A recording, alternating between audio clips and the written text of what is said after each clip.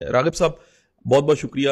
میرا آپ سے پہلا سوال یہ ہے، یہ چند دن میں جو بھی ہوا ہے جس کی مختلف طرح سے ٹرانسلیشنز ہیں، یہ فتح ہے تو کس لحاظ سے فتح ہے، اس فتح کو کس طرح سے ٹرانسلیٹ کیا جا سکتا ہے، اور یہ جنگ جو تھی یہ اصل میں کس چیز کی جنگ تھی؟ نروز کی تو جنگ تھی، ایک عام بندے کے لیے تو نروز کی جنگ تھی، لیکن اس جنگ کو کس طرح سے سمجھا جائے یہ میں آپ سے جاننا چاہوں گا. فرسٹ آف آل جی thank you very much for inviting me for such an important topic, جو کہ اس وقت میرا خیال ہے کہ پوری دنیا کا فلیش پوائنٹ ہے اس وقت، اور ساری دنیا ہی اس کو ڈسکس کر رہی ہے.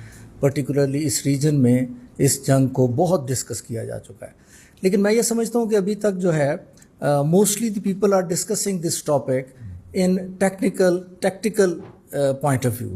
اس پوائنٹ ٹیکٹیکل لینس سے لوگوں کو لوگ جو ہے نا موسٹلی اس کو دیکھ رہے ہیں. لیکن what will determine the future of this region, the future of Pakistan and India, that will be your strategic lens. تو میرا خیال ہے کہ اسٹریٹجک لینس سے اس کو دیکھنا چاہیے اور اس کو ڈسکس کرنا چاہیے. ٹو بگن ود، جو آپ نے جو کوشچن کیا ہے کہ ٹیکٹیکل لینس سے اگر ہم اس کو دیکھیں تو اس میں کیا چیز ہے، what are the high lights of this episode, کیونکہ باقی تو بہت ساری چیزیں ڈسکس ہو گئی، لیکن to my mind highlight اس میں دو ہیں ٹیکٹیکل پوائنٹ آف ویو سے دیکھتے ہوئے. سب سے پہلے تو یہ ہے کہ یہ ایک انپریسیڈنٹڈ ایپیسوڈ ہوا ہے. اچھا sir. Unprecedented in the modern history of warfare. اس طرح کی آپ کو کوئی چیز نہیں ملتی. وہ کیسے؟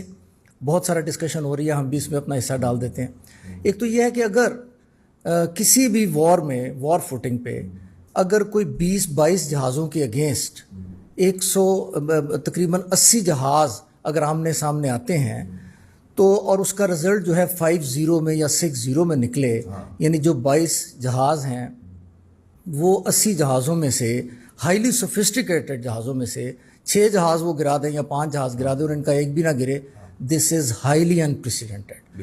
یہ اس کی کوئی مثال آپ کو نہیں ملتی. اور یہ ہم نے ذہن میں رکھیں کہ یہ جو ہے نا ماڈرن وارفیئر ہے، اس میں مشینز ہیں جو آپس میں ایک دوسرے کا ٹیکنالوجی لڑی ہے. اٹس ناٹ کرکٹ، کوئی کرکٹ نہیں ہے دیٹ از بائی چانس، اس میں کوئی بائی چانس نہیں ہوتا. تو یہ تمام کیلکولیشنز جو ہیں اس سے بیونڈ چیز ہے کہ ایک طرف 22 اور دوسری طرف 80 فائٹر جیٹس ہوں اور ان کے گر جائیں اور ان کا ایک بھی نہ گرے. ایک تو اس پوائنٹ آف ویو سے. دوسرا اگر ہم دیکھیں انڈیا کی جو اپنی وار کیپیبلٹی دیکھیں ہم، دوسرا جو بہت بڑا فیکٹر ہے دیٹ از میزائلز. تو انڈیا کے پاس کوئی 180 پلس میزائلز ہیں، پاکستان کے پاس کوئی 170 پلس میزائلز ہیں.